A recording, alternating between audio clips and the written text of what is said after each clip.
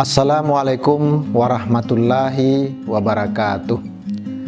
Saya Aliman, Kepala Dinas Kelautan dan Perikanan Provinsi Aceh, mengajak seluruh masyarakat Aceh, khususnya para petani dan para nelayan, untuk mensukseskan pelaksanaan sensus pertanian 2023 yang akan dilaksanakan pada bulan Juni dan bulan Juli 2023. Sensus pertanian bertujuan untuk mendapatkan data pertanian, termasuk data perikanan yang selanjutnya akan digunakan dalam perencanaan dan pembangunan Aceh di masa yang akan datang.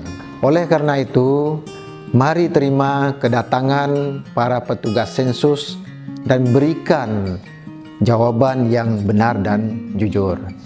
Sensus pertanian 2023 mencatat pertanian Indonesia untuk kedaulatan pangan dan kesejahteraan petani.